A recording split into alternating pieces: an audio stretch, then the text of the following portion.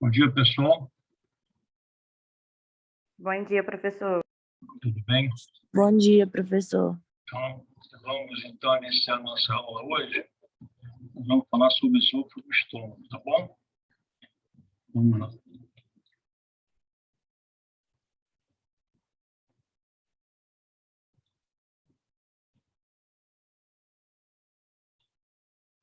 Professor, Oi.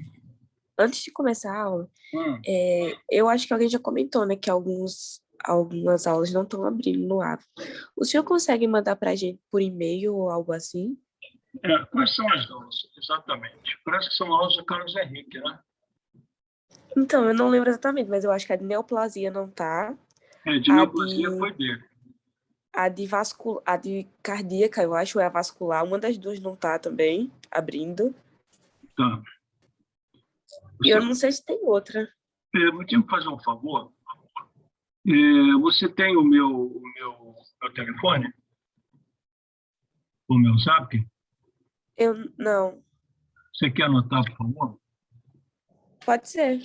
Então, porque você verifica com seus colegas quais são as aulas, que alguém comentou comigo, mas eu tenho que ver com o professor quais as aulas. E se for do Carlos Henrique, que eu acho que são deles, a neoplasia pelo menos é dele, tenho certeza. Certo. E vascular também ele deu. Então, se não foram salvas no Zoom e não estão também no AVA, aí eu para fazer uma conta, eu mando para vocês. Vocês me dão um e-mail, que eu mando essa aula por e-mail, eu dou um jeito de mandar até semana que vem. Tá bom? Tá ótimo, obrigada. As minhas eu tenho certeza que elas estão. Do Carlos Henrique, que eu não sei o que aconteceu, já comentaram. Elas não abrem. Só que não sei quais são as aulas. Uma neoplasia eu tenho certeza, a outra eu não sei.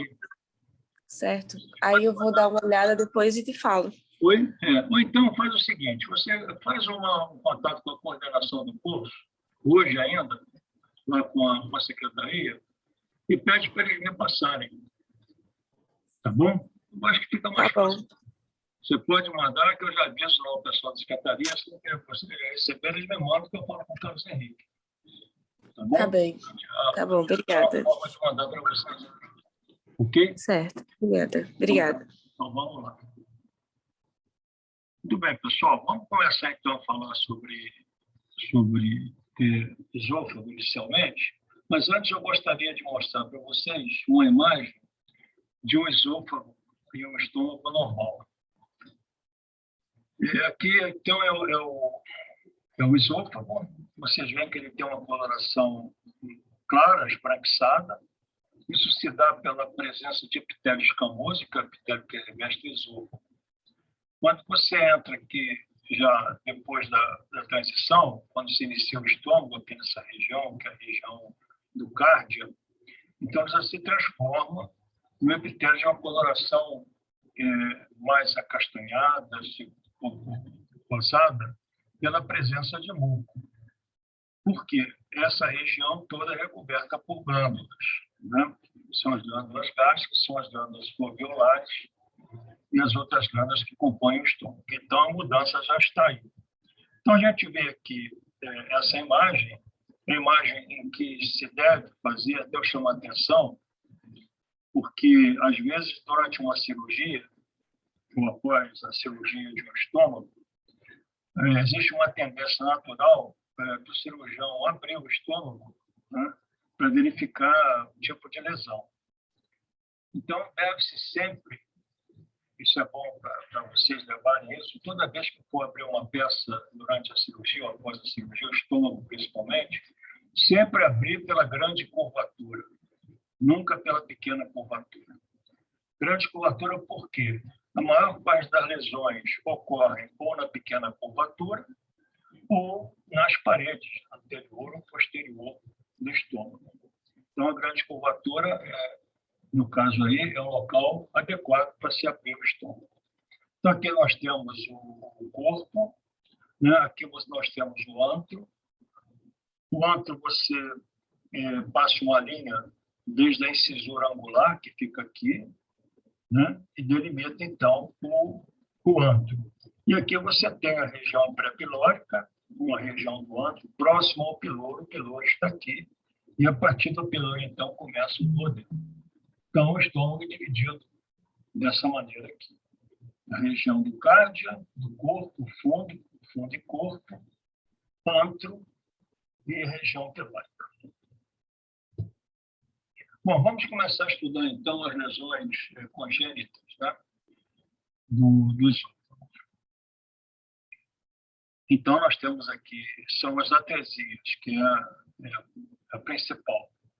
Então, nós temos dois tipos de atresia, ou uma atresia pura, que é chamada atresia do tipo A, e que você tem um fundo de saco cego superior.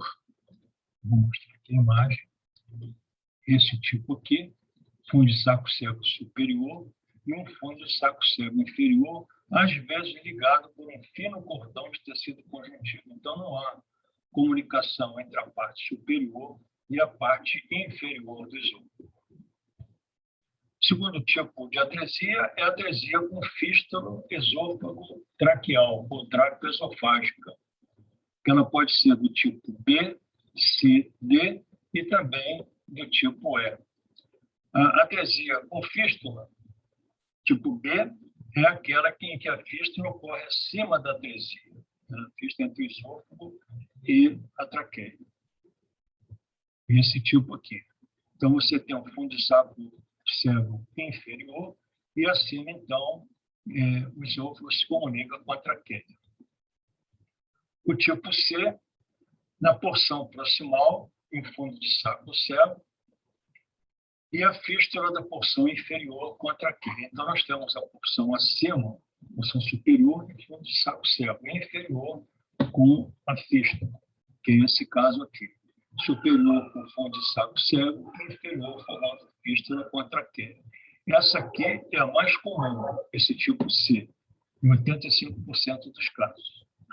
O tipo D, nós temos, então, fístulas das porções proximal e distal do esôfago. Essa aqui, então, do tipo D, nós temos a fístula na porção proximal e na porção distal. E o tipo E, que é o último tipo, a fístula traqueosofágica sem atresia. Então, você não tem atresia, você só tem a fístula traqueosofágica. É esse tipo aqui. Então, você não tem atresia, é direto, praticamente direto, e aqui, então, você tem a fístula entre o esôfago e a traqueia.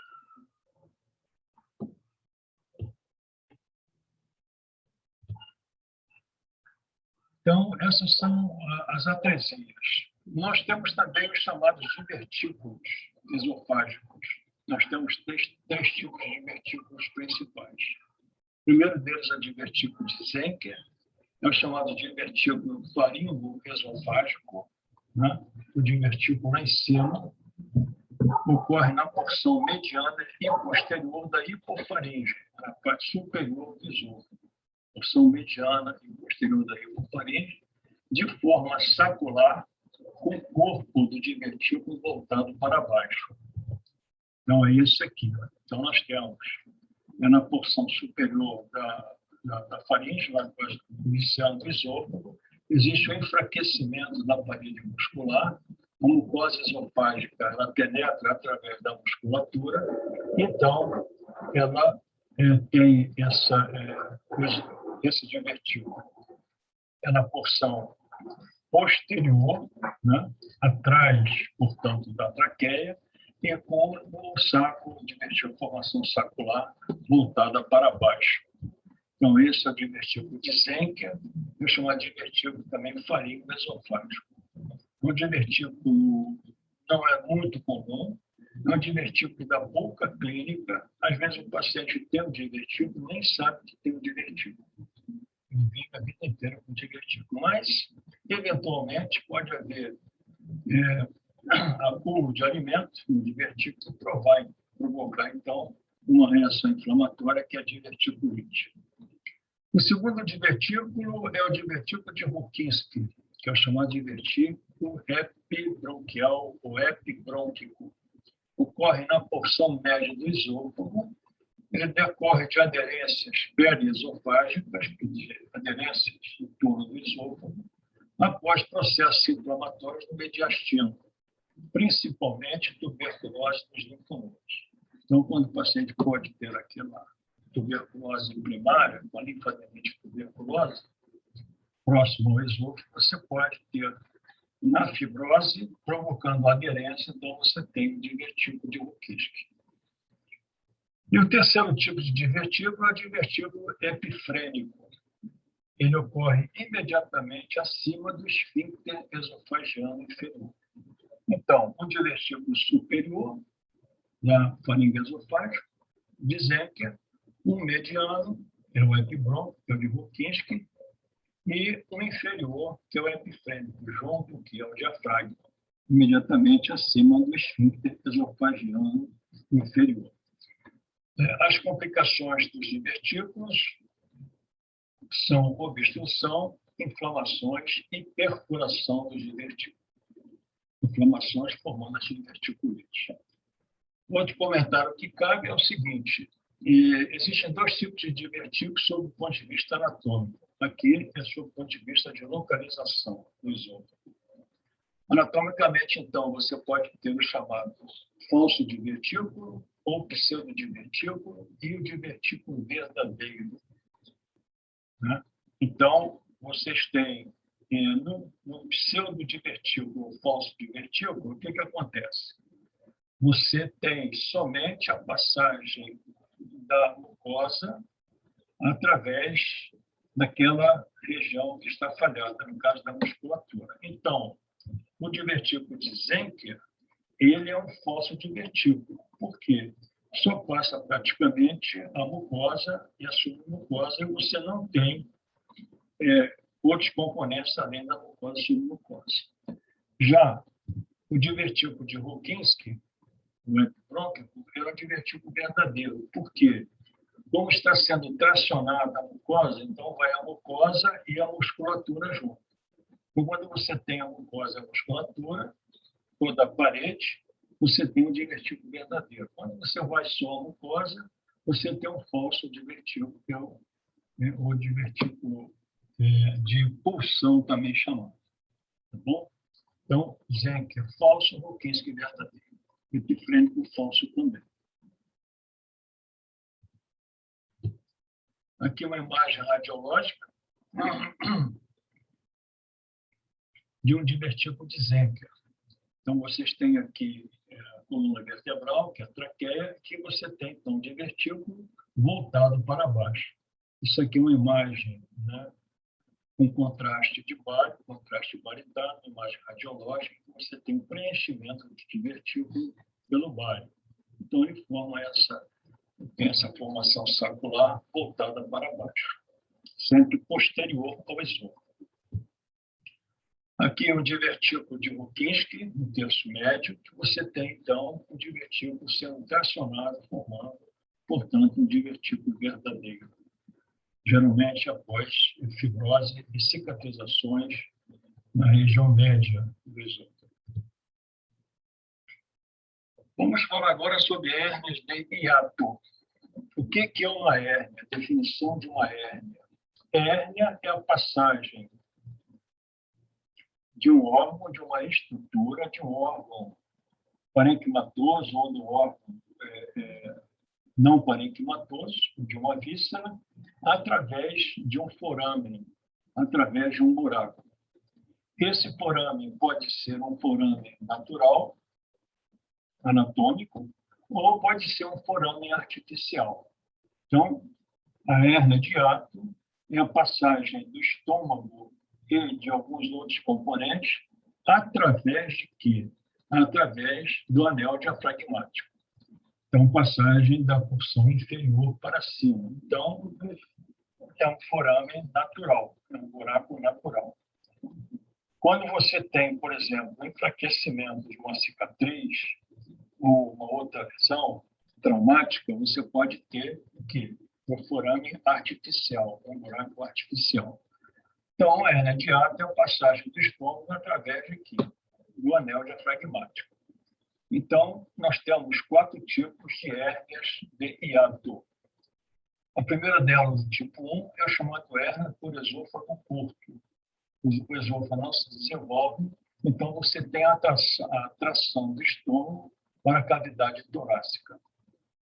Do tipo 2, é a chamada hérnia paraesofágica, que ela se posiciona ao lado do esôfago, também conhecida como hérnia de rolamento. O esôfago vai estar numa posição normal, mas parte do fundo gástrico penetra no tórax, provocando dor tipo angina do peito. Então, essa paraesofágica é como se penetrasse parte do estômago no anel diafragmático e fica ao lado do esôfago. Daí o nome de para, que é ao lado esofágica. Também chamada hérnia de rolamento, porque como se o estômago estivesse rolando ao lado do esôfago. A hérnia tipo 3 é chamada hérnia esôfago-gástrica ou de deslizamento. Essa hérnia, nesta hérnia, a porção subdiafragmática do esôfago e parte do estômago penetra no tórax. É a hérnia mais comum. Então, essa hérnia é também conhecida do tipo 3 como hérnia em boca de sino, porque todo o estômago, o esôfago e parte do estômago, ele passa através do anel enfraquecido. E a do tipo 4, que além do estômago, ocorre também herniação de outros órgãos, como o baço, intestinos, etc. Essa aqui é muito rara. Essa aqui é a mais comum, através do anel diafragmático. Existe também uma chamada hérnia diafragmática, que é uma hérnia congênita, mas na verdade não faz parte do esôfago, em que você tem enfraquecimento do diafragma, principalmente do lado esquerdo. Então, às vezes, passa todas as vísceras abdominais para o tórax do lado esquerdo. Então, isso aí, quando a criança nasce, tem dificuldade de respiração, o diagnóstico é feito no nascimento. Mas não tem relação com o estômago. Ali passa, às vezes, passa intestino, através do diafragma, não do anel diafragmático. Ok?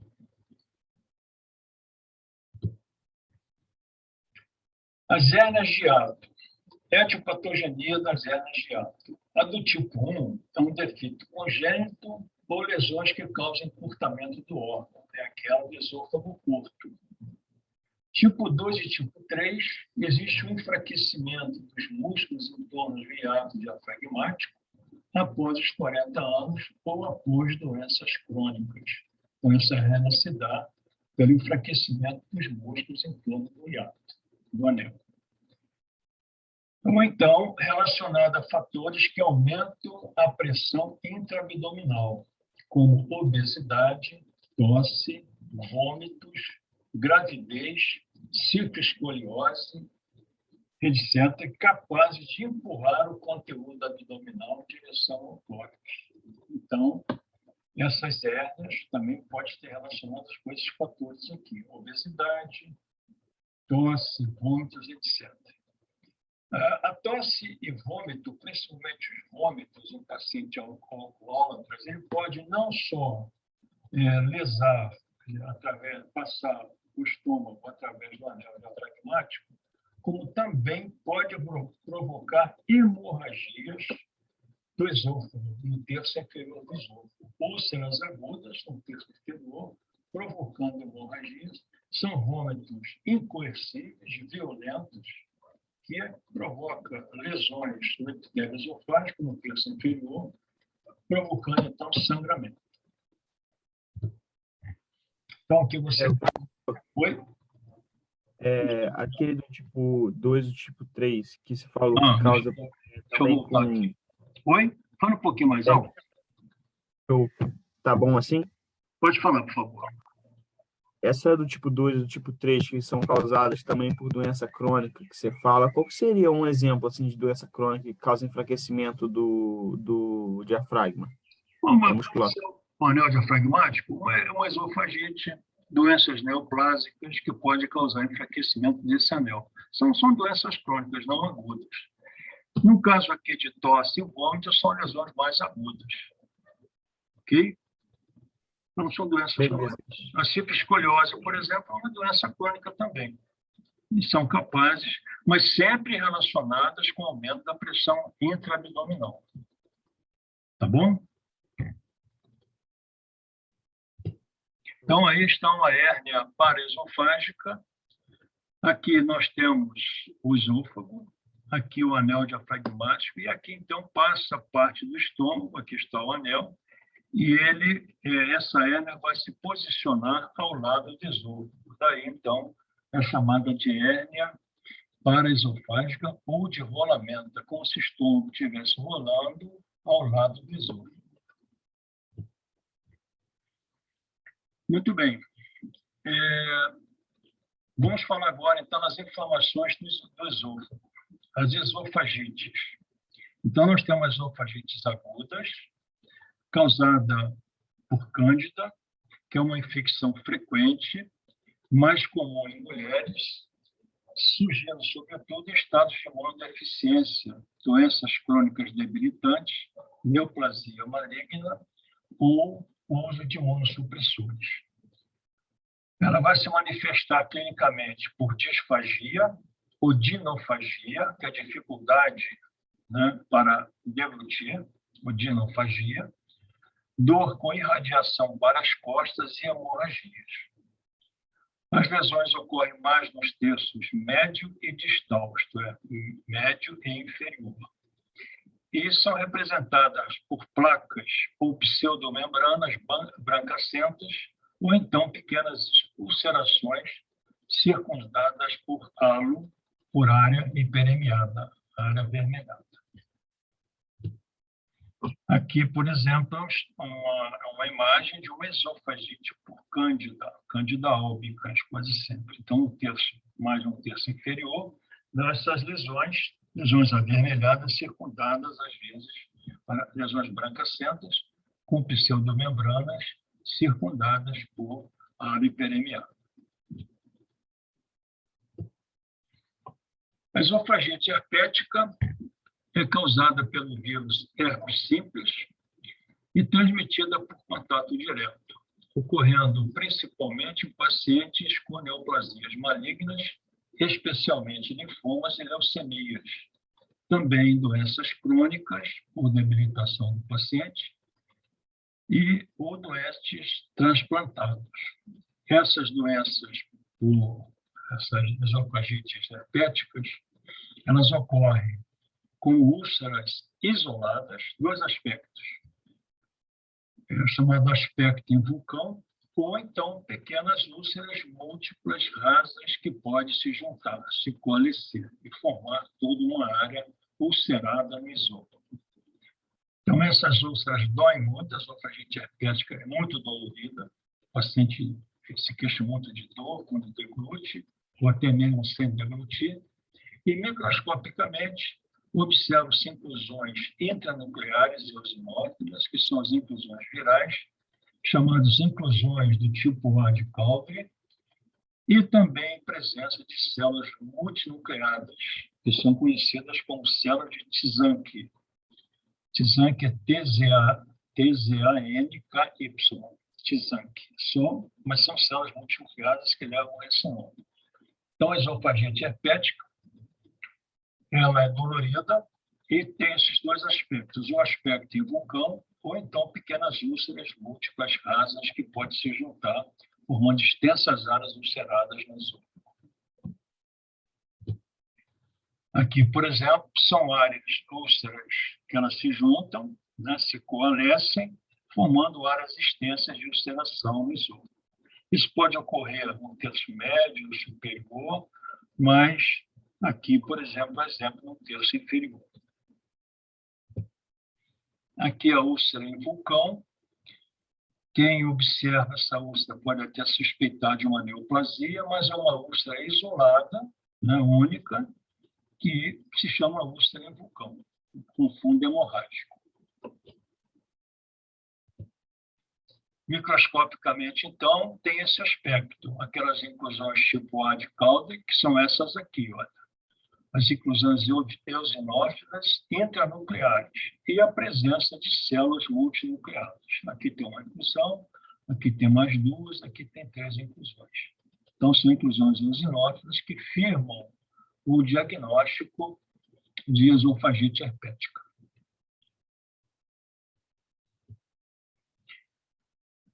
Essa esofagite de refluxo é talvez a mais importante na patologia das inflamações esofagianas. Essa esofagite de refluxo é também conhecida como doença de refluxo gastroesofágico, DRGE, doença do refluxo gastroesofágico. É uma inflamação do esôfago causada pelo refluxo gastrointestinal e que vão ter suco gástrico, causado por suco gástrico, bile, suco entérico e suco pancreático. Então, suco gastrointestinal. Aumenta essa esofagite com a idade, geralmente acima dos 40 anos. Pode acontecer também com uma doença congênita por incompetência, quer dizer, ainda não havendo formação, maturação completa do esfíncter esofagiano inferior nas crianças até 1 ano de idade. Então, pode acontecer de haver esofagite de refluxo em recém-natos até 1 ano de idade por não formação do esfíncter esofagiano inferior, provocando, então, refluxo do conteúdo gástrico. Mas, geralmente, acima dos 40 anos nos adultos. Manifesta-se por 4 sintomas principais, que é azia, regurgitação ácida do estômago para a boca, disfagia e dor torácica. Então, essa esofagite tem essa sintomatologia, podendo ser acompanhada de sintomas respiratórios, asma brônquica, tosse ou respiração ruidosa, e também rouquidão por inflamação das cordas vocais.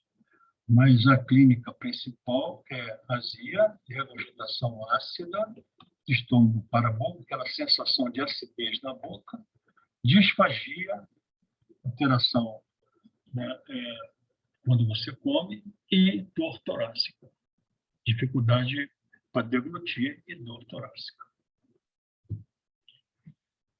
Patogenia da esofagite refluxo é o relaxamento, também chamado de incompetência do esfíncter esofagiano inferior. É a patogenia principal. Então, você tem uma incompetência, não há. Quando o alimento passa, o esfíncter fecha. Então, quando o esfíncter não fecha, ele fica relaxado, fica incompetente, você pode ter o refluxo gastroesofágico.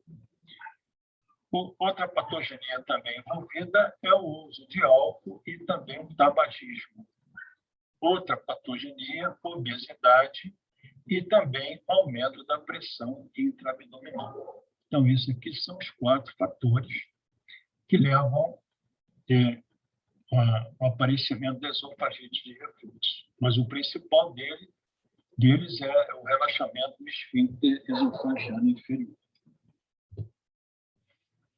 Macroscopicamente, nós temos erosões, hiperemia, fica avermelhada a mucosa, espessamento da mucosa e fibrose, estenose nas fases mais avançadas.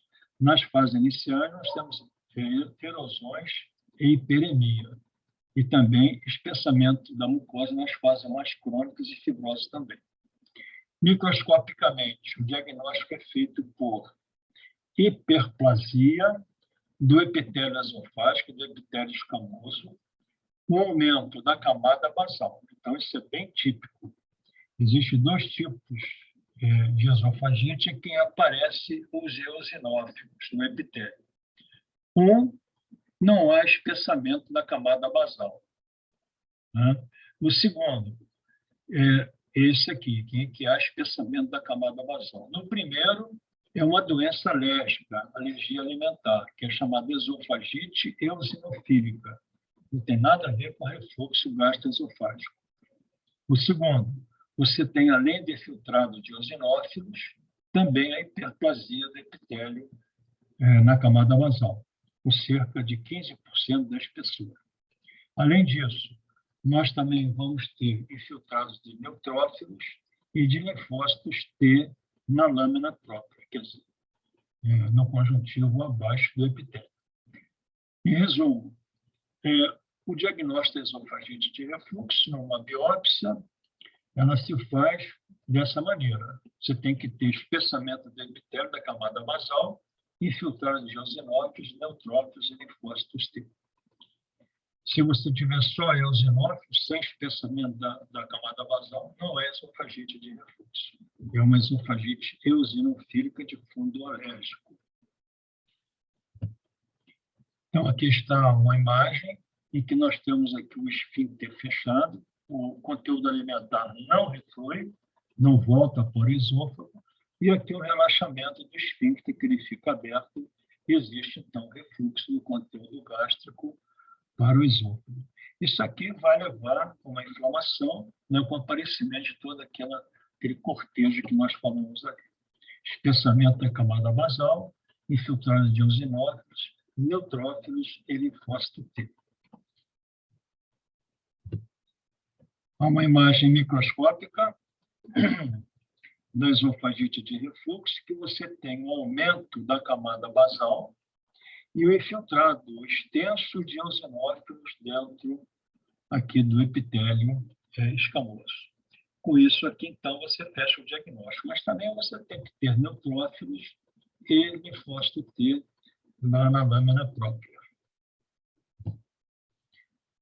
Bom, o esôfago de Barrett é uma patologia que ela é consequente à esofagite de refluxo. Então, o paciente com esofagite de refluxo, ele vai ter uma inflamação crônica do esôfago, mas se aquilo persistir, ele pode evoluir para o chamado esôfago de Barrett. Então, o que é o esôfago de Barrett?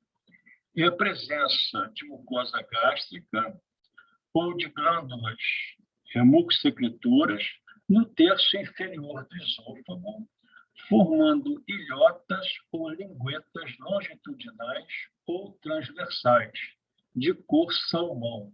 Isso aqui é importante, porque na endoscopia, quando o endoscopista está fazendo o exame, ele percebe no terço inferior ilhotas ou linguetas de cor salmão no esôfago, no terço inferior do esôfago. Então, ele já desconfia do diagnóstico de esôfago de Barrett. Mas o diagnóstico de esôfago de Barrett só é possível através de uma biópsia. Então, na microscopia, na biópsia, vai ser encontrado mucosa gástrica parcial ou totalmente intestinalizada. O que é isso? Aquela mucosa gástrica vai se transformar em epitélio intestinal do tipo colônico. Então, você vai ter uma metaplasia intestinal na mucosa de Barrett. Então, você tem lá a mucosa gástrica e essa mucosa gástrica vai ter uma metaplasia colônica.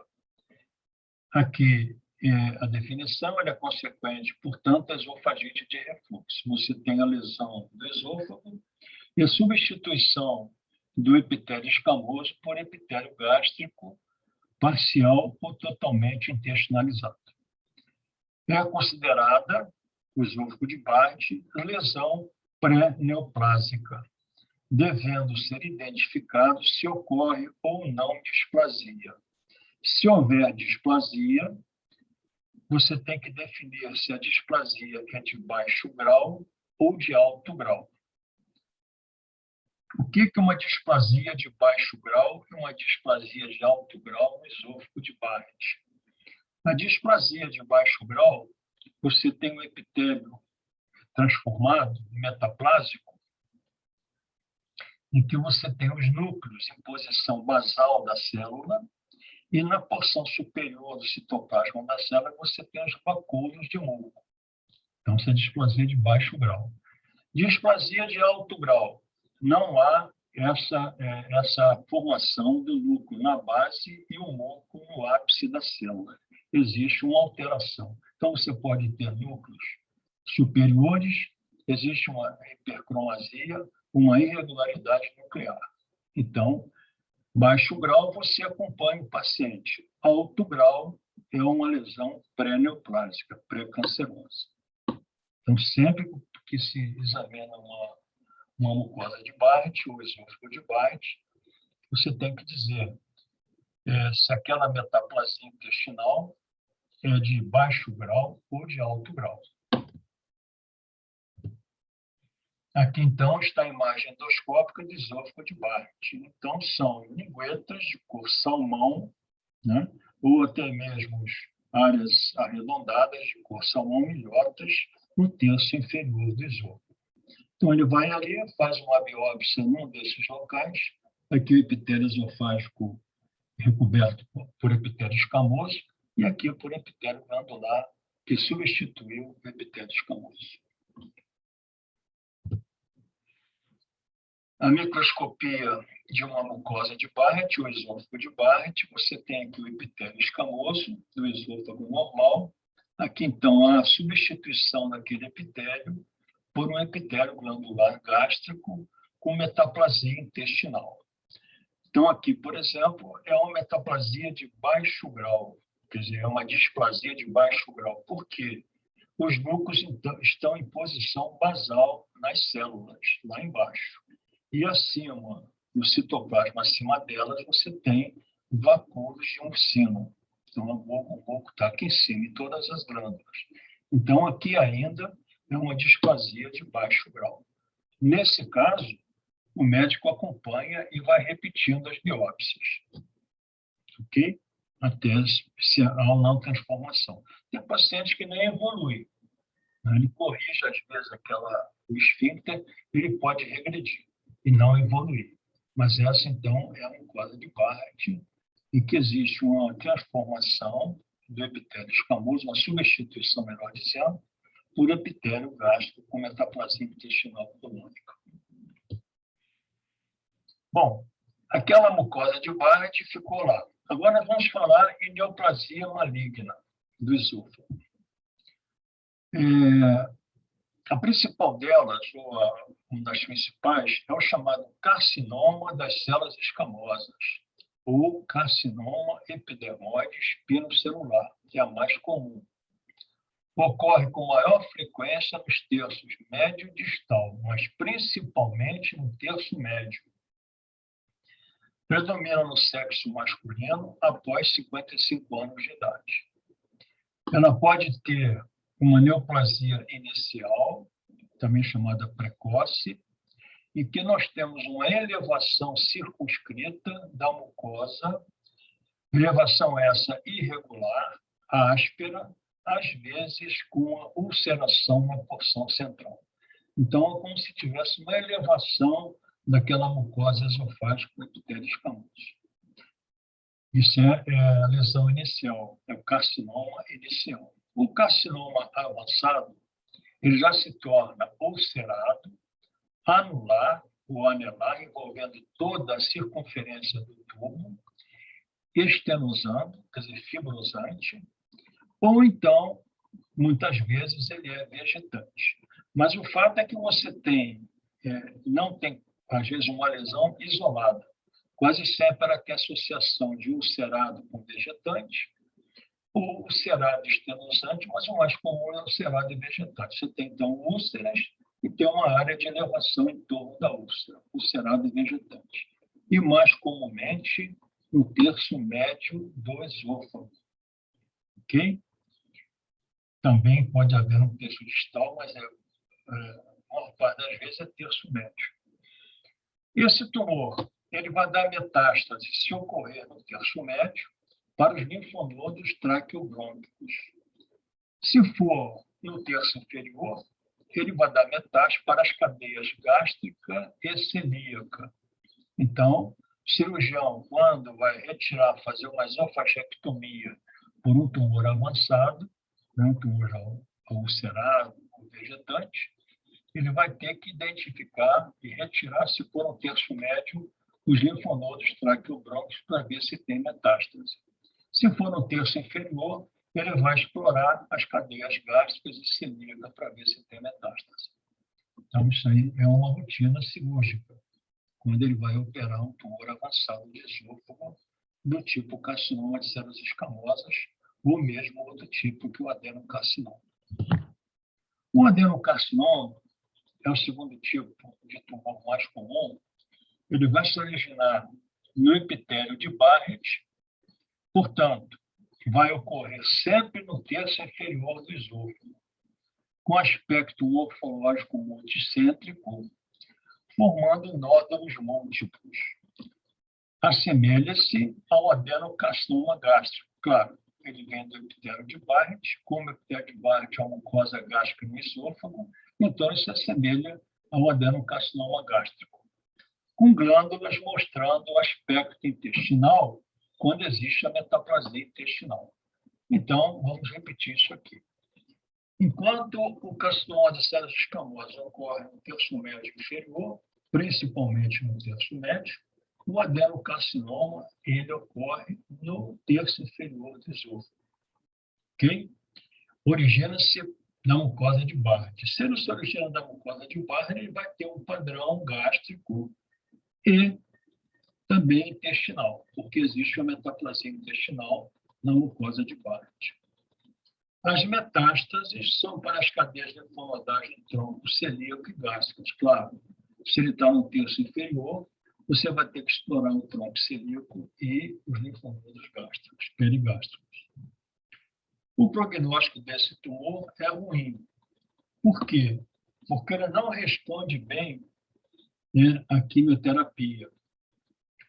Quem responde bem à terapia antineoplásica é o carcinoma das células escamosas, quase sempre a radioterapia. O adenocarcinoma não responde muito bem e tem um prognóstico ruim quando se faz o diagnóstico. Bom,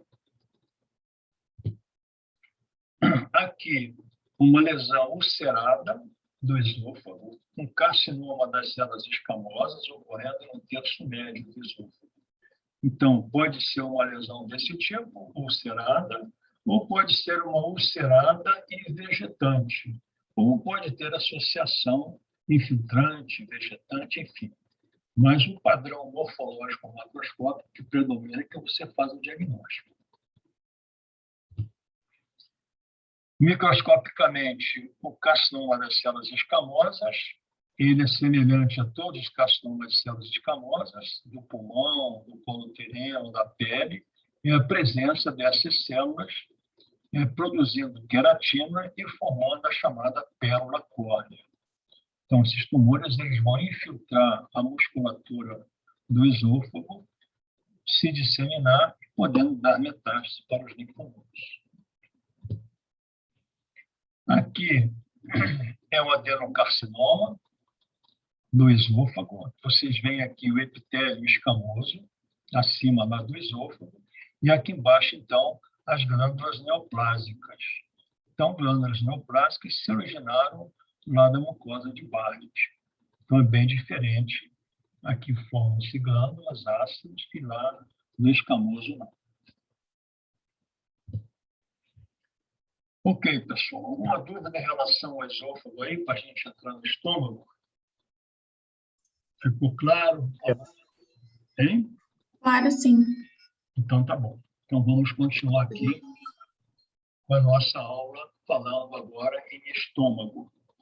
Aqui, volto a repetir aquela imagem inicial do esôfago e estômago aberto, lembrando mais uma vez a vocês que sempre se deve abrir o estômago através da grande curvatura. Ok? Então, você tem aqui o pregueamento gástrico. Aqui você tem uma mucosa, as pregas são longitudinais, na pequena curvatura, ao contrário da parede anterior e posterior do estômago, que as pregas são irregulares. Aqui, esse pregueamento longitudinal, que ele vai na pequena curvatura até quase lá a região do antro, né? E pré-pilórica, é longitudinal. Isso aqui também é conhecido como rio gástrico, que por ser longitudinal, ele parece um rio. É uma expressão, mas são pregas, portanto, longitudinais.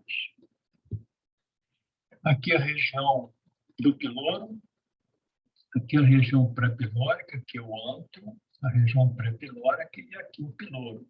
O piloro, então, é um esfíncter, né? Que ele é fechado e aberto quando vai passar o conteúdo gástrico para o duodeno, que está aqui à direita. Microscopicamente, o estômago é dividido, tem a região do cárdia, que não está aqui representado, que só tem glândulas mucosas. Depois você tem o fundo e o corpo gástrico, que tem essa especialização, essas glândulas especializadas, que você tem aqui as focetas ou fovéolas gástricas.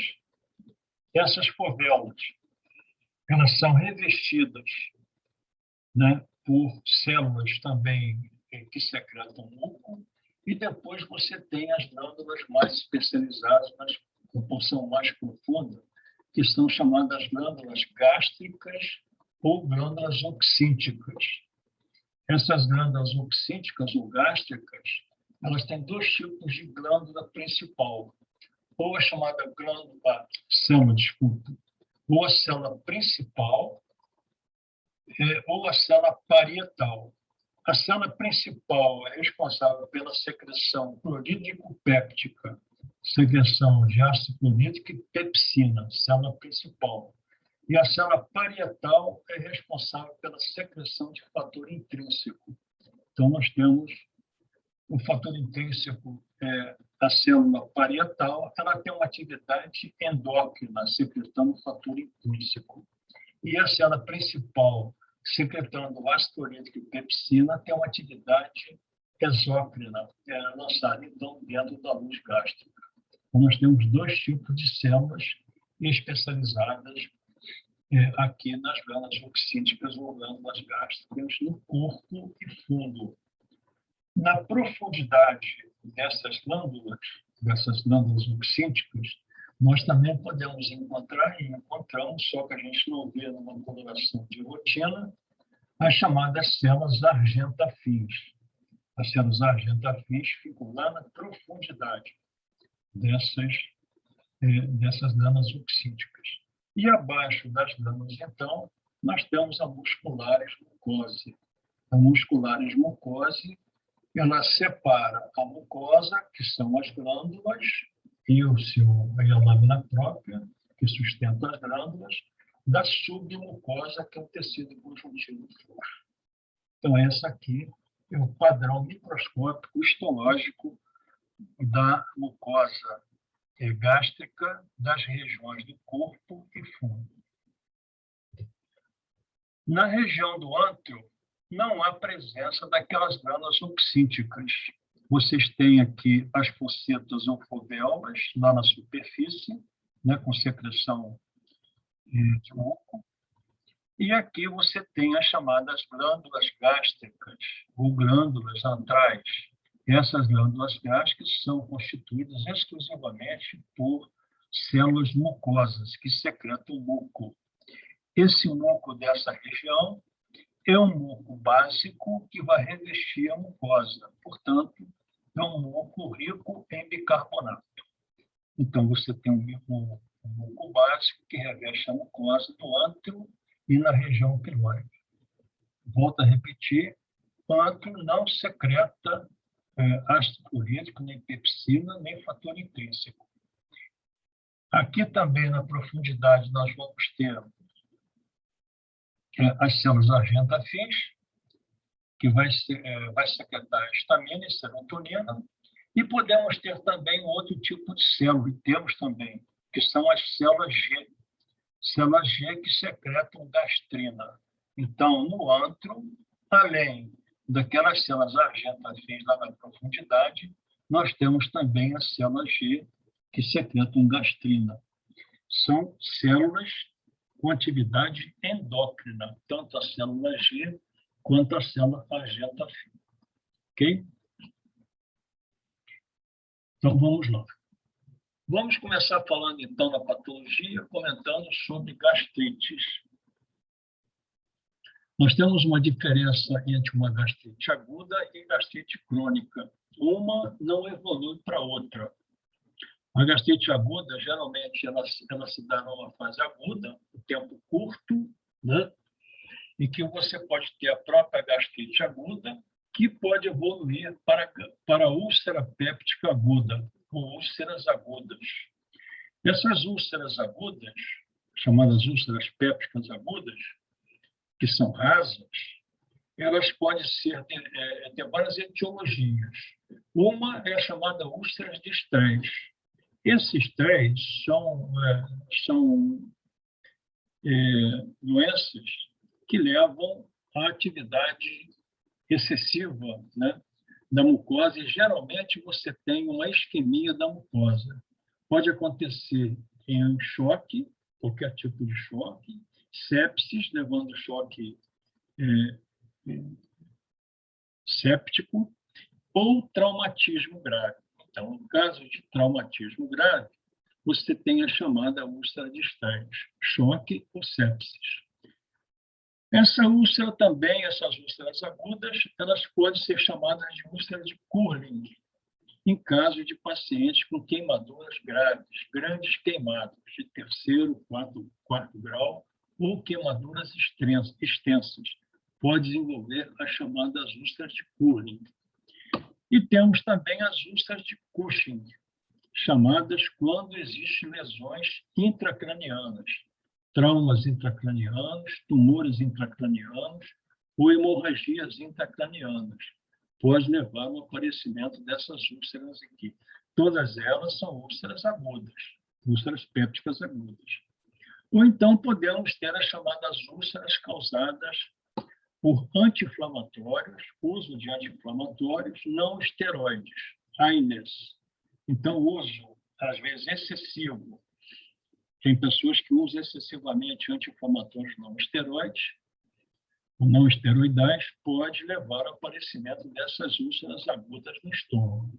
Essas úlceras, elas podem, quando existem várias úlceras, que ela pode ocorrer em vários locais do estômago, às vezes são múltiplas, pode levar a sangramento, né, incoercível, hemorragias incoercíveis, se você não procurar corrigir aquelas lesões ou aquele agente que está causando a úlcera. Ou você melhorar a queimadura, corrigir a doença intracraniana e o paciente parar de tomar, né, os anti-inflamatórios não esteroides. Ou então corrigir choque, sepsis, etc. Então, se não corrigir, a úlcera ela pode aumentar e evoluir para sangramento e hemorragias incoercíveis na mucosa gástrica. A morfologia das úlceras agudas são essas aqui, a morfologia delas. São superficiais, com lesão do epitélio glandular. O fundo da úlcera vai ter coloração marrom ou negra, que é a presença de sangue com reação com suco gástrico. Então, vai levar ao aparecimento da coloração negra.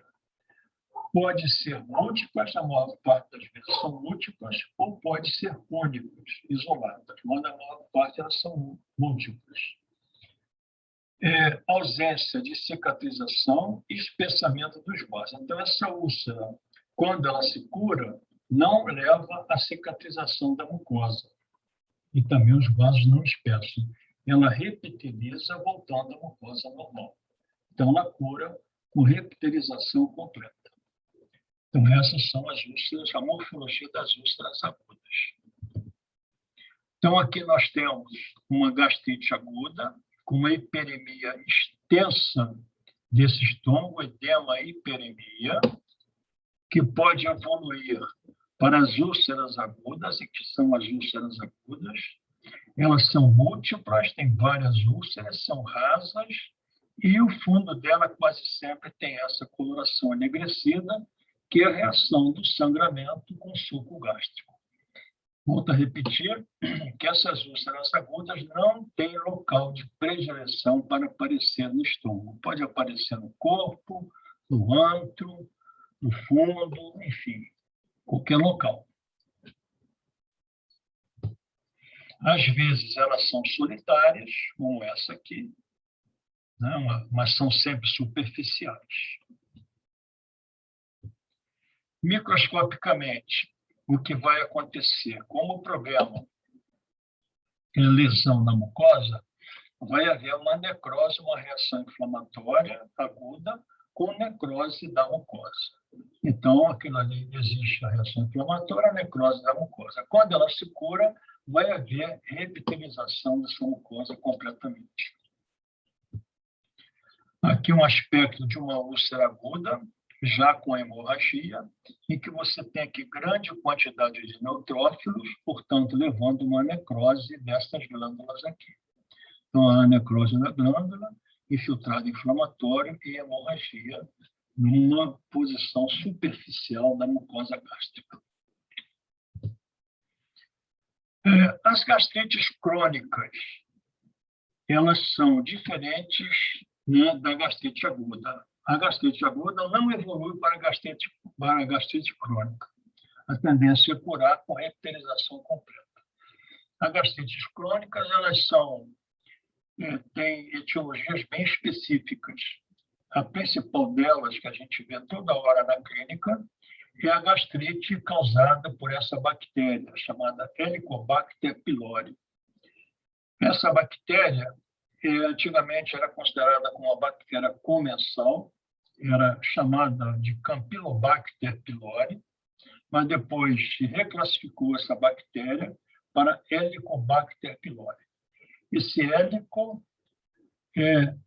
significa o seguinte, que a bactéria tem uma forma helicoidal, como se fosse uma espiral.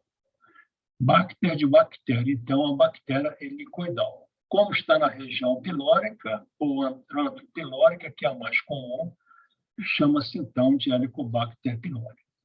Ela provoca, principalmente, uma gastrite do antro, que está na região do antro, lá naquele muco básico, ou então ela pode ascender até o corpo e formar uma pangastrite. Então, a gastrite por Helicobacter pylori, a maior parte das vezes ela ocorre no antro, portanto, uma gastrite antral, ou ela pode ocorrer no antro, no corpo, aí nós vamos dar o nome de pangastrite. Vai se concentrar no muco superficial das fovelas, o Helicobacter pylori, vai provocar infiltrado leucocitário no córion e no epitélio. Quando existe um infiltrado leucocitário no epitélio, nós chamamos de exocitose, a presença de neutrófilos ou de leucócitos no epitélio, podendo formar microabscessos. Isso aqui pode formar ou não, tá? Mas nas formas mais graves, formam-se, então, microabscessos. Vai também haver um aumento do número de plasmócitos no córion. Então, nós temos presença de neutrófilos e plasmócitos.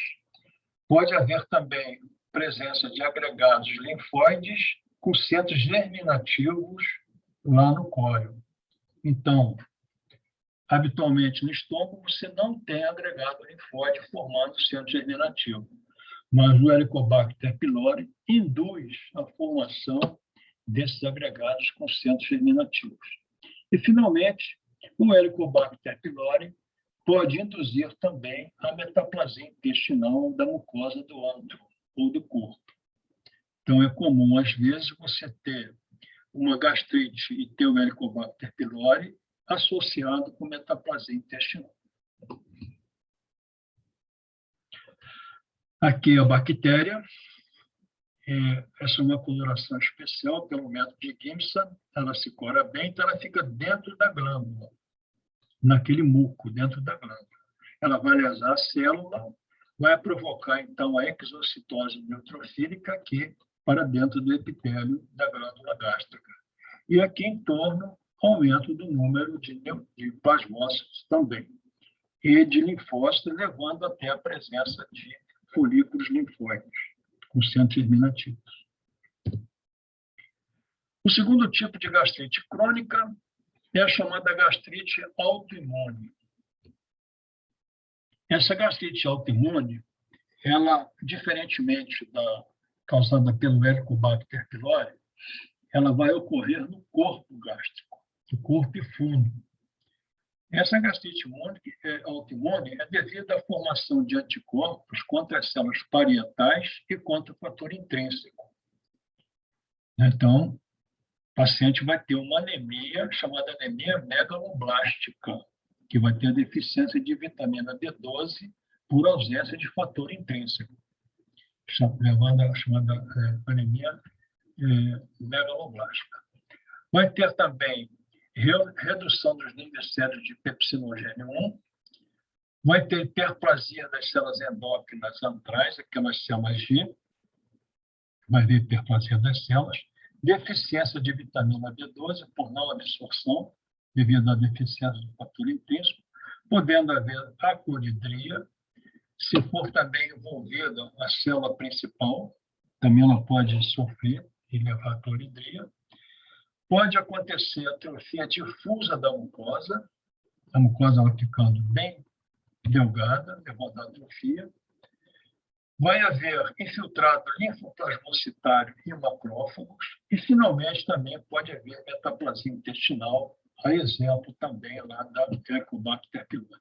Então, vocês veem que uma gastrite crônica é causada por uma bactéria e outra gastrite crônica é causada por doença autoimune, contra as células parietais e o fator intrínseco.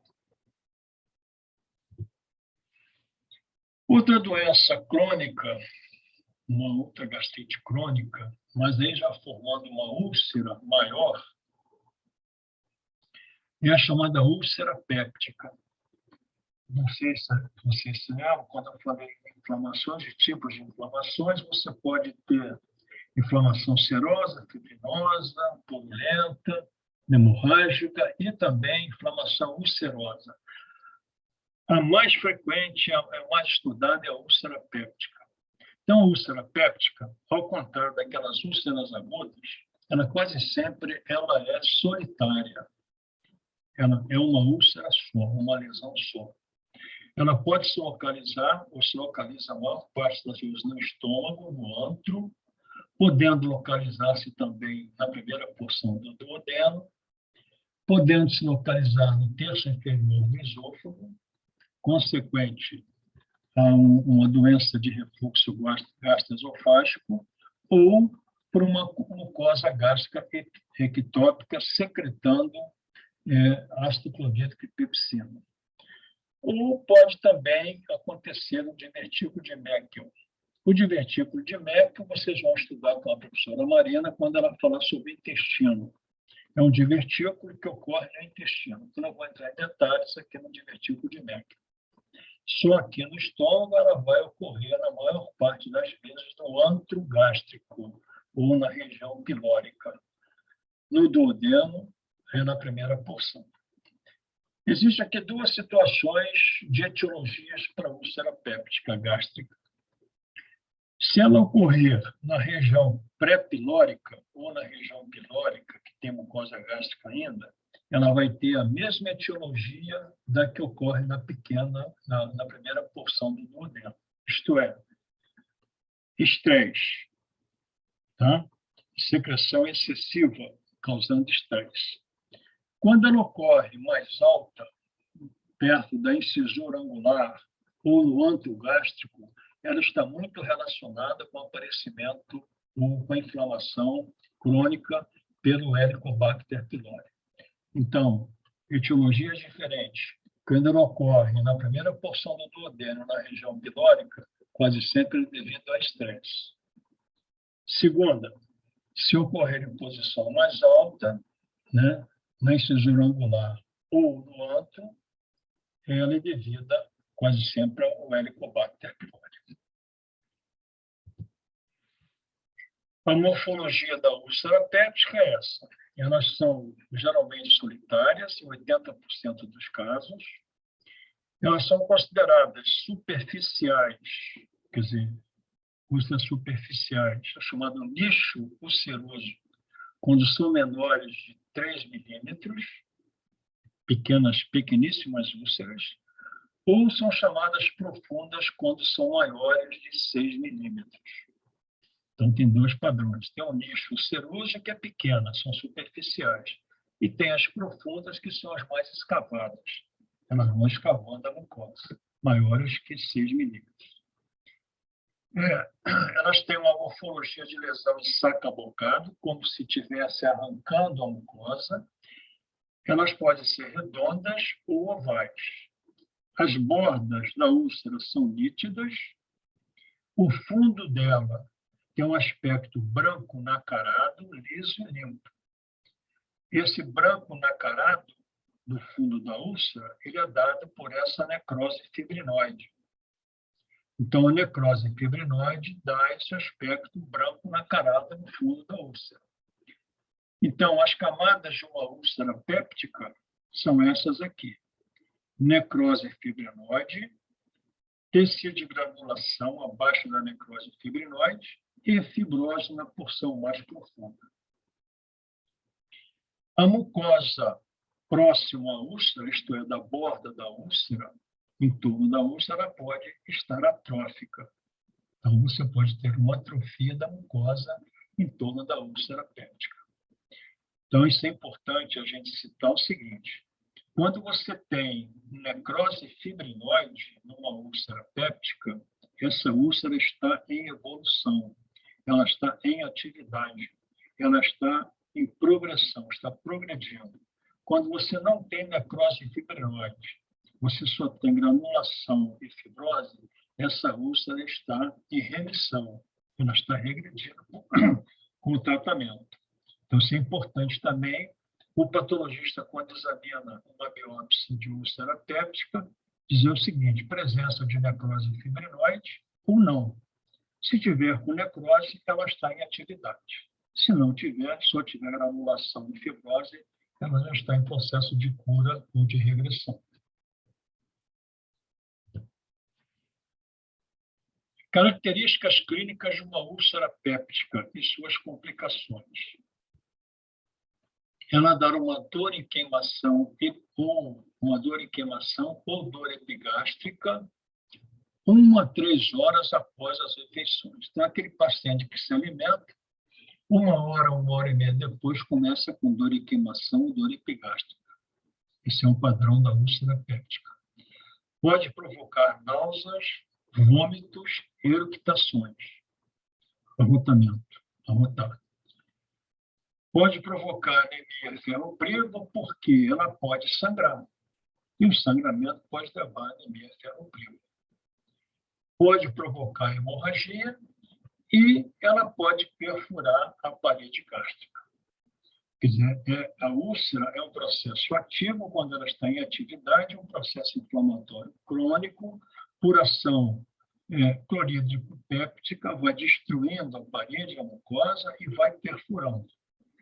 Pode perfurar grandes vasos, levando a hemorragia. E pode perfurar completamente a parede, levando a casos de peritonite química, que é uma peritonite grave. Aqui é o aspecto da úlcera péptica. Aqui você tem a úlcera bem maior. Isso aqui já é uma úlcera avançada, escavada, né? Vocês têm aqui a borda da úlcera. E é uma coisa interessante que essa borda, a mucosa, subitamente, abruptamente, se transforma numa úlcera. Aí você vai estudar a camada.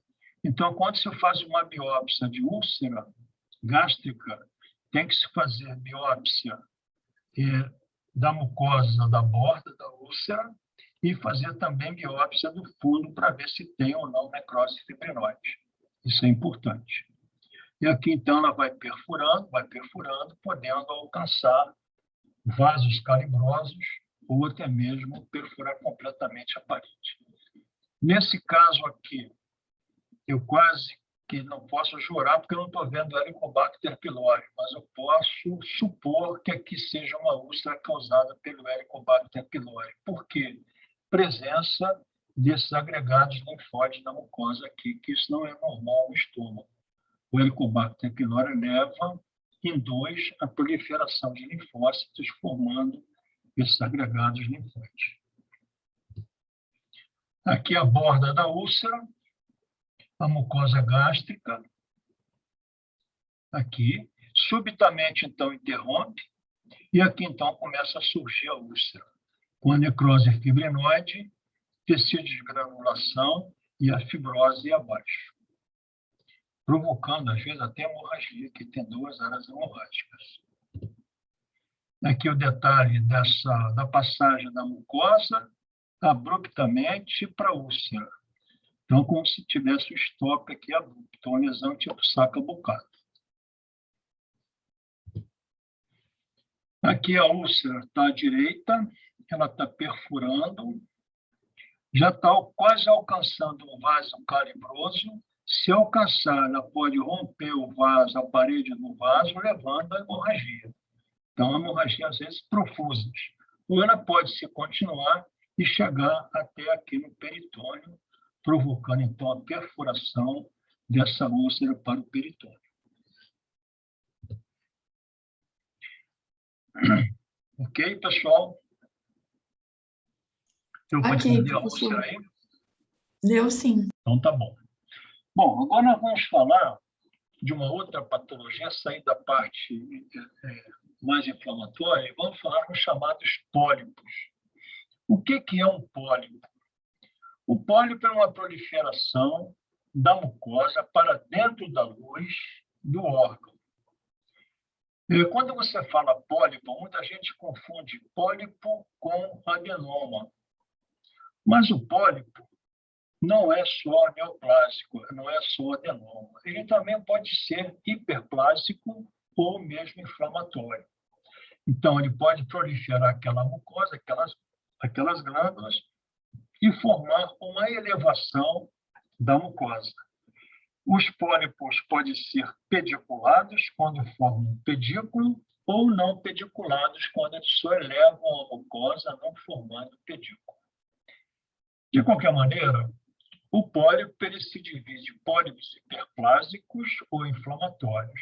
Esses pólipos geralmente são múltiplos, são menores que 1 centímetro e têm a superfície lisa.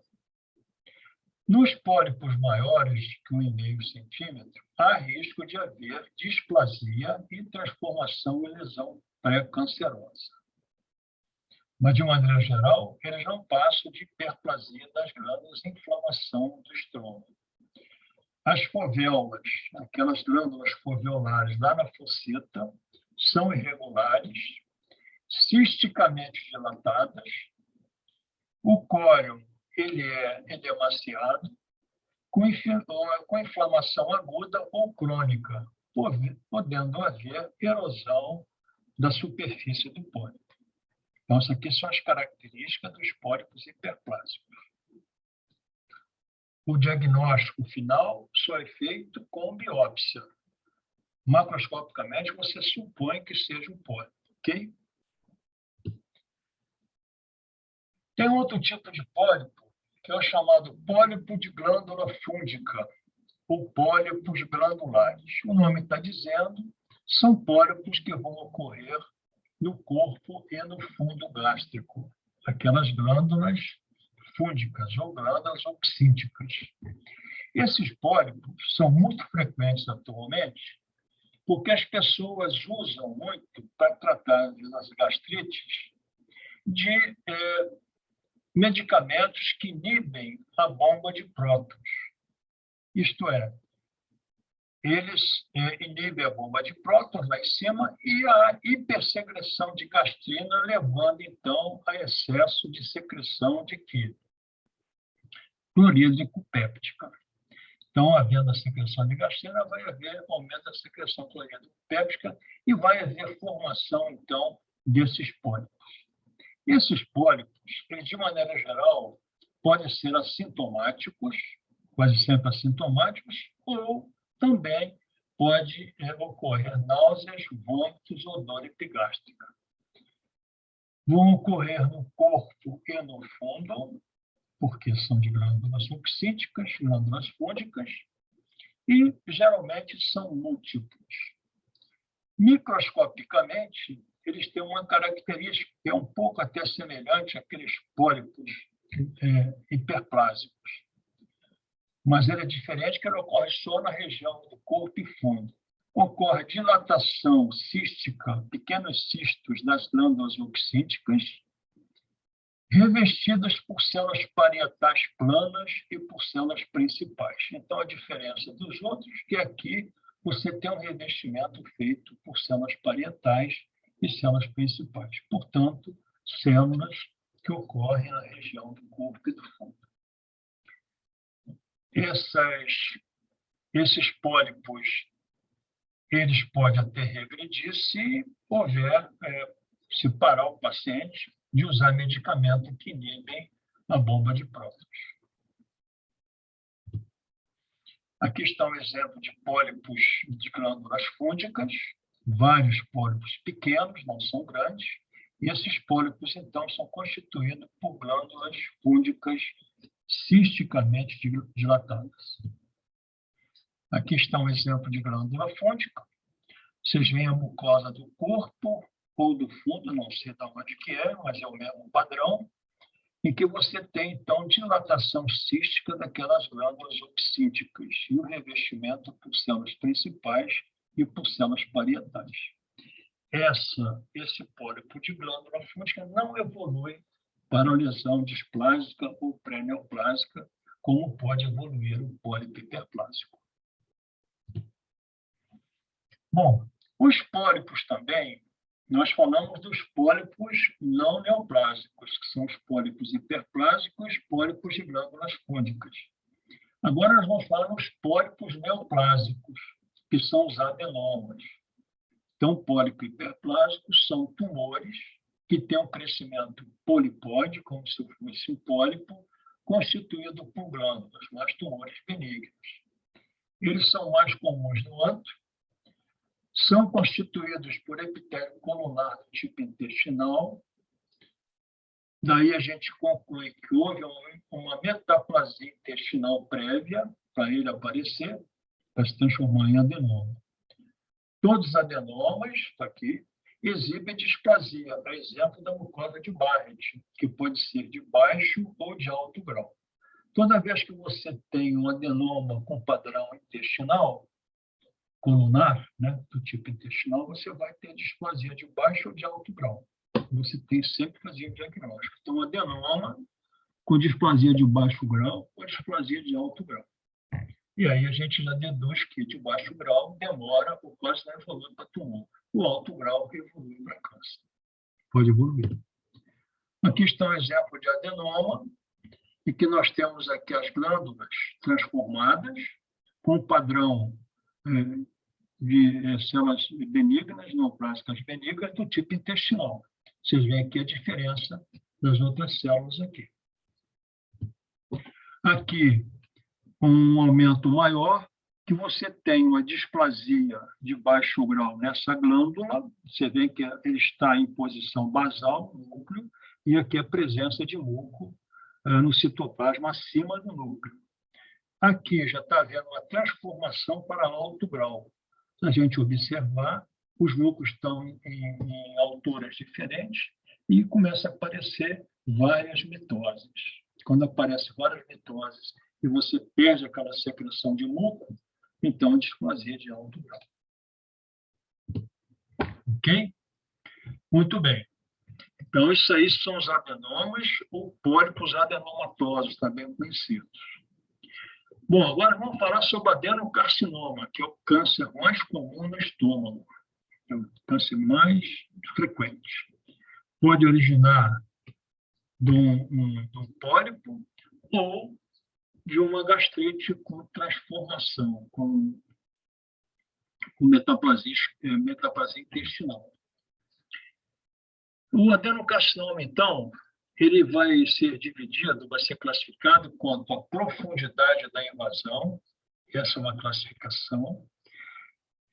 Ele é precoce quando ele é limitado à mucosa e submucosa. Vamos entender isso aqui.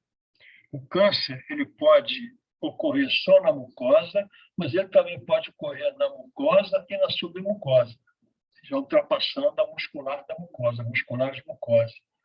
Quando acontece na mucosa e submucosa, é considerado câncer precoce. Mas, como na submucosa nós temos vasos linfáticos e sanguíneos, pode ser que só, mesmo sendo precoce, ele já pode ter dado metástase. Ele pode invadir o vaso lá da submucosa. Ok? Então, ele é precoce, mas com essa observação, pode ter dado ou não metástase. Ou ele pode ser avançado.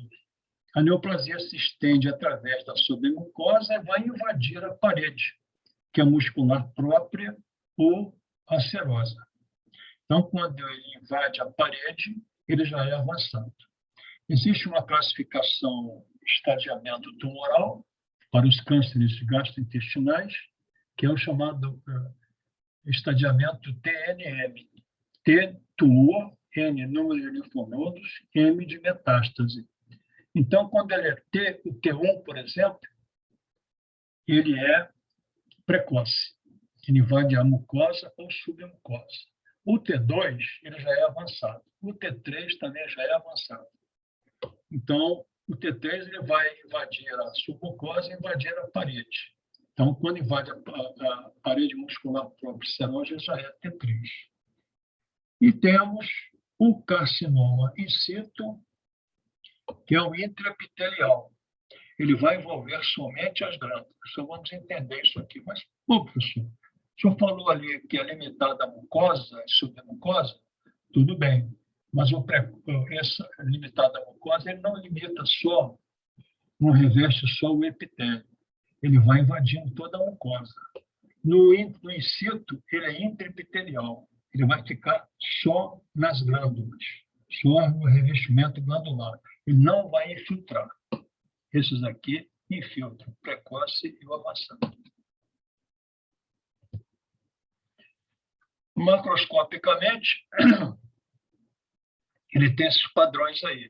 Ele pode ser vegetante, que é também chamado de exofítico, o aspecto em couve-flor, também chamado. Ele pode ser plano, chamado aplanado ou deprimido, a mucosa fica aplanada. Pode ser ulcerado, também conhecido como escavado, ou pode ser infiltrante, que ele infiltra toda a parede e é difuso, é conhecido como limite plástica. Já vou explicar para vocês isso aí. Então, são esses 4 padrões morfológicos. Microscopicamente, nós temos 2 subtipos histológicos. Um dessa classificação aqui de Lauren, em que você tem o chamado tipo intestinal, em que se formam glândulas neoplásicas com padrão intestinal. Crescimento expansivo mostrando luzes como sina comum. Então, o câncer, o adenocarcinoma gástrico tipo intestinal, ele forma glândulas com luzes, você vê nitidamente as glândulas. O tipo difuso da classificação de Lauren, ele não forma glândula. As células mucosas são do tipo gástrico, que não formam glândulas e vão permear a mucosa com células isoladas, soltas, ou então em pequenos ninhos, com crescimento infiltrativo. São chamadas células em anel de Simidt. Então, o tipo difuso, ele é só infiltrativo, não forma aquele aspecto de glândula e é células isoladas com crescimento infiltrativo, células soltas ou em pequenos ninhos.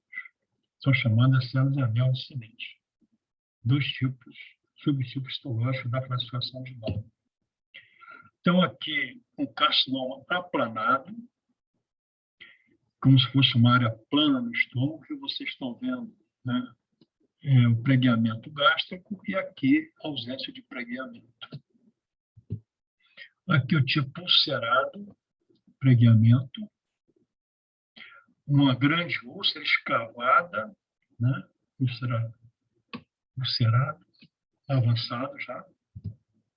Aqui, microscopicamente, o tipo Lauren 1, formando glândulas, o tipo intestinal, formam-se glândulas com padrão intestinal. Você vê bem nítido as luzes intestinais, as luzes das glândulas. Aqui é o tipo chamado limite plástica, ou só infiltrativo, ele não forma vegetações, e não forma úlceras e não fica plano. O que acontece é o seguinte, ele vai infiltrando toda a parede, inicialmente na mucosa, depois vai infiltrando a musculatura e a mucosa vai ficando completamente lisa, vai perdendo o pregueamento gástrico. E pela infiltração da mucosa e da parede, ele vai se tornando rígido, lenhoso.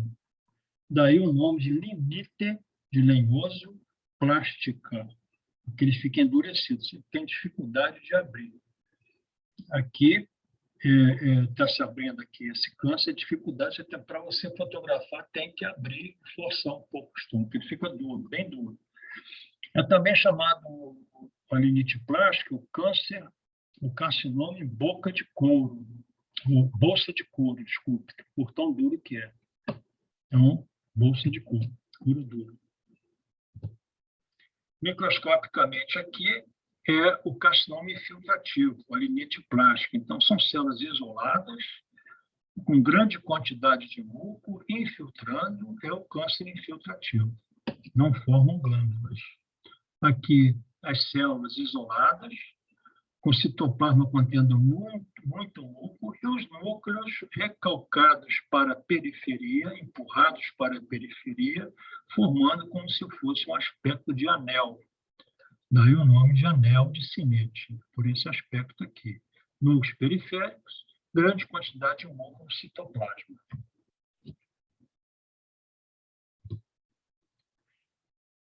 Aqui é um abdômen aberto, né, em que você tem o câncer nessa região, e geralmente os cânceres gástricos ocorrem mais na região do antro, né? E aqui você tem, então, a lesão, né, vista externamente, daquele o paciente que faleceu, isso aqui é uma necrópsia, e aqui os linfonodos envolvidos da grande curvatura. Então, quando você examina o câncer gástrico, você tem que, além de examinar o próprio tumor, para fazer o diagnóstico do tumor, ver o grau de infiltração, o estadiamento, você também tem que examinar o número de linfonodos envolvidos, tanto da grande curvatura quanto da pequena curvatura. Então, se isola, separa os linfonodos e examina microscopicamente. Outras neoplasias gástricas, nós temos essas aí. A primeira delas é o linfoma gástrico. Esse linfoma gástrico tem uma história. Tem um linfoma, que é o linfoma de células B, linfoma intestinal de células B, e tem um linfoma chamado linfoma Malte, linfoma associado ao linfoma do tecido linfóide associado à mucosa. O linfoma de células B, de grandes células B, ele é um linfoma que não tem relação com o Helicobacter pylori. Já o linfoma Malte, que é um linfoma associado, né, ao tecido linfóide da mucosa gástrica, eles têm nítida relação com Helicobacter pylori.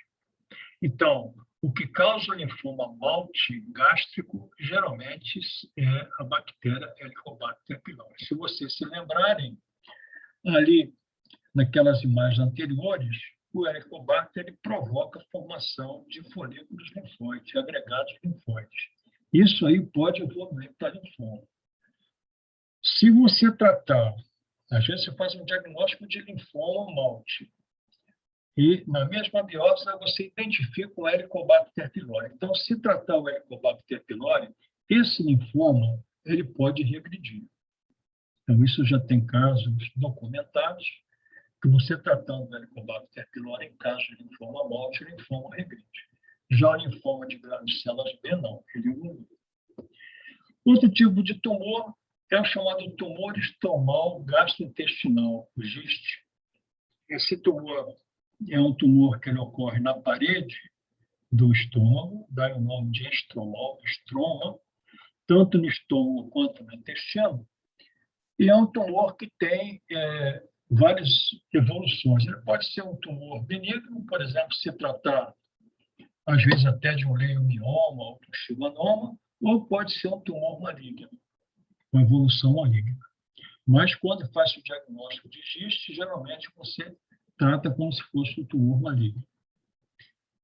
Tem o tumor das células neuroendócrinas, daquelas células argentafins, que é o chamado argentafinoma ou tumor carcinoide.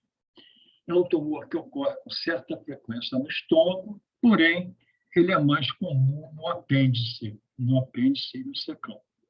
Então, esse tumor carcinoide, ele produz histamina e serotonina. E tem o chivanoma. Chivanoma é um tumor, né, derivado das células da bainha de Chivão. Portanto, é um tumor que tem origem neural. E tem o leiomyoma gástrico, que é originário dos leiomiócitos, aquelas células da musculatura gástrica. Então, pessoal, esses aí são os tumores gástricos, né? Linfoma, se for malte, e se você tratar, ele regride. Se não for malte, ele evolui. O linfoma, você não opera o paciente, você trata clinicamente no diagnóstico. O GIST é um tumor maligno, você tem que operar. O carcinose, dependendo do tamanho, opera ou não. O chivanoma e leiomyoma também você opera para retirar aqueles tumores. Esses dois últimos aqui têm um comportamento benigno, uma evolução benigna. Tá bom? Ok, pessoal, eu acho que por hoje é só isso aí. Só isso mesmo. Alguma dúvida na aula, pessoal? Acho que não, professor. Tá tranquilo? Tudo certo, Então, tá professor. bom. Olha Foi só, tranquilo. eu vou então deixar naquele nosso famoso 10 minutos para você nos colocar. Quem já colocou nome e número não precisa colocar de novo. Quem não colocou, coloca agora prefeito de frequência. Só lembrando a vocês o seguinte: as frequências de setembro e de outubro vão ser lançadas na semana que vem. Que houve uma certa confusão aí daquele mapa nosso. Na semana que vem eu coloco essas frequências de vocês, tá? De agosto já está lançando. Então, eu vou mutar aqui, que eu vou tomar uma água e vou dar mais 10 minutos para vocês lançarem aí a frequência, tá bom? Tá bom, professor. Obrigada. Obrigada, Paulo. Bom, Professor, bom final de semana. Ok, obrigado. Tchau, Tchau, professor. Obrigado. professor. Bom final de semana. Tchau. Obrigada pela aula. Tchau, tchau.